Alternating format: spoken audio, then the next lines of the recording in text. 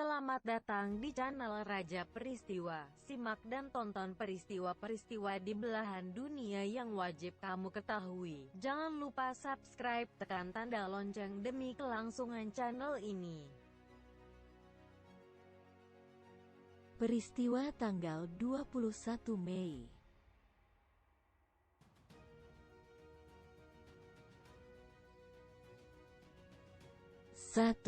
Mantan Perdana Menteri India Rajiv Gandhi dibunuh oleh pengebom bunuh diri di Tamil Nadu tahun 1991.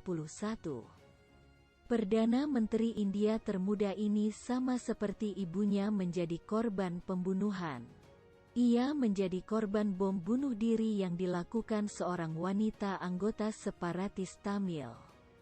Putra tertua Indira Gandhi ini menjabat Perdana Menteri India ketika berusia 40 tahun. Menggantikan ibunya yang tewas dibunuh oleh dua pengawalnya sendiri.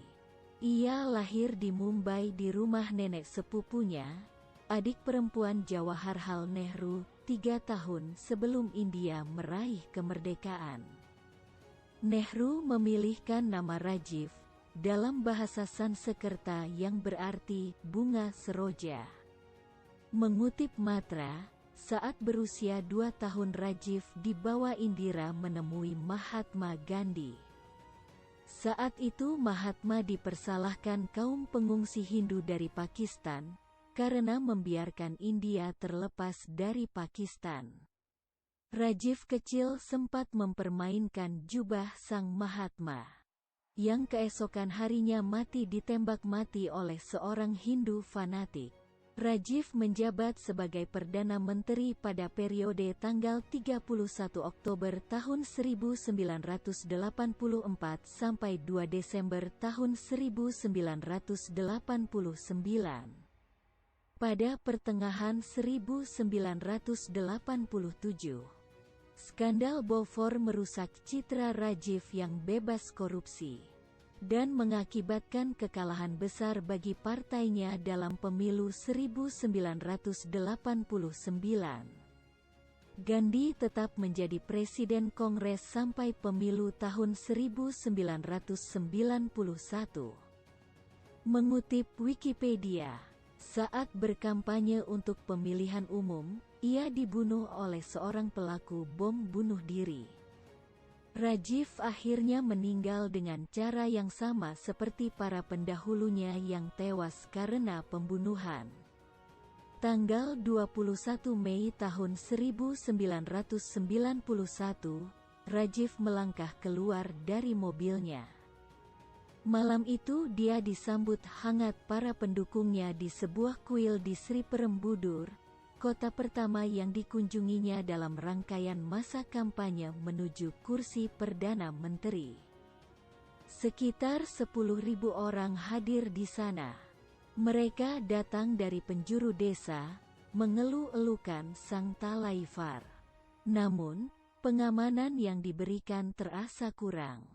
Ini cukup mengherankan mengingat sejak kematian ibunya, Rajiv selalu was-was atas keselamatannya dan selalu mengenakan rompi anti peluru dengan kawalan ketat para pengawal. Malam itu para anggota polisi menyebar, tanpa senjata otomatis, tanpa metal detektor. Rajiv sendiri tidak mengenakan rompi anti pelurunya. Rajiv melangkah mendekati kerumunan yang menyambutnya. Semua antre untuk menyalami Rajiv, termasuk seorang wanita belia. Ketika maju ke depan, wanita itu mengalungkan rangkaian bunga ke leher Rajiv. Rajiv dengan wajah cerah menyambut kalungan bunga itu. Perempuan itu kemudian menunduk seperti hendak memberi hormat. Saat itulah bom meledak. Bom itu diduga dipasang pada tubuh si wanita dengan detonator manual. Ledakan langsung menghancurkan semua yang ada di sekitarnya. Rajiv tewas dengan tubuh hancur, begitu juga si wanita itu, sehingga wajahnya sulit dikenali. Sebanyak 14 lainnya juga tewas dalam peristiwa bom bunuh diri itu, seperti dikutip dari Indian Express. Pendukungnya yang sebelumnya sempat berteriak, "Hidup Gandhi," tiba-tiba menjerit putus asa. Di mana Talaivar, di mana pemimpin? Tetapi Rajiv tidak ditemukan. Hanya terlihat bagian tubuhnya yang masih dikenali karena pakaiannya. Pembunuhan Rajiv menuai amarah rakyat India. Anak muda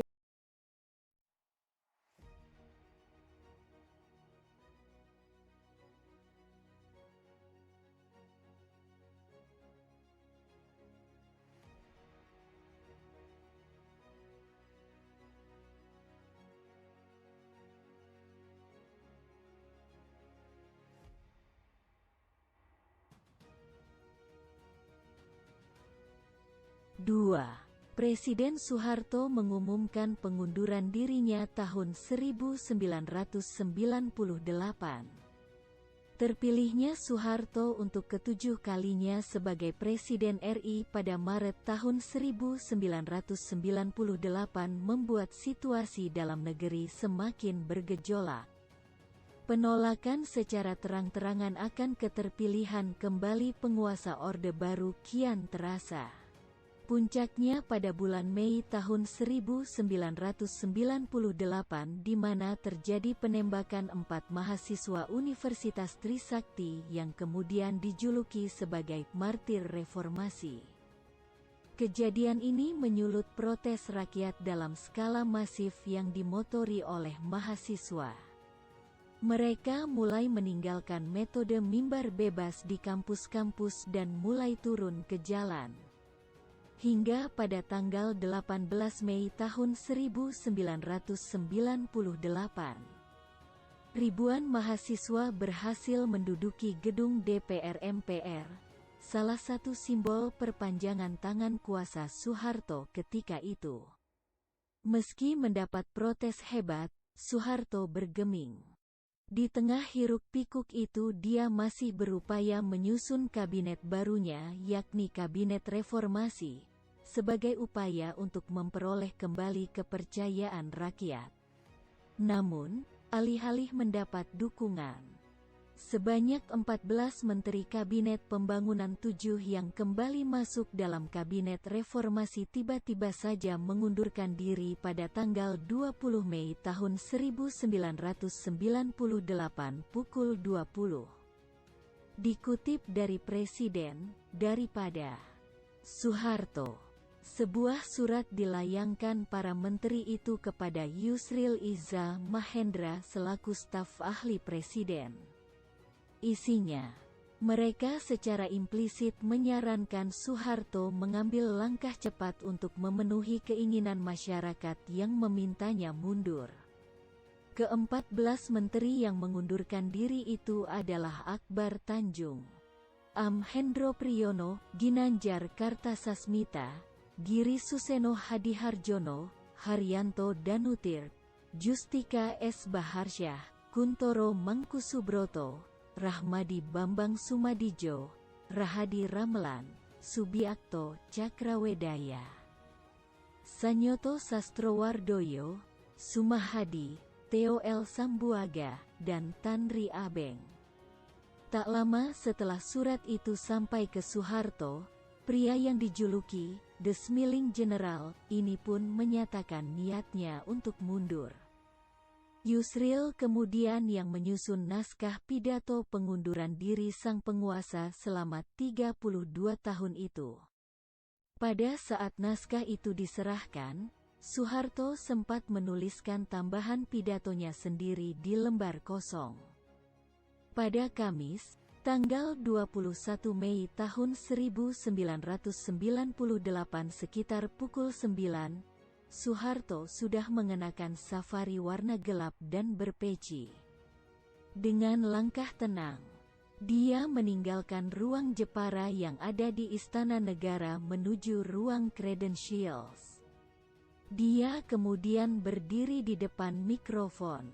Dengan nada suara yang datar. Tanpa emosi pidato hanya berlangsung selama 10 menit. Tak ada sesi tanya jawab yang dilakukan. Soeharto menandatangani naskah usai B.J. Habibie diangkat sumpah oleh Mahkamah Agung. Dia lalu menyalami anak emasnya yang kini jadi penguasa itu.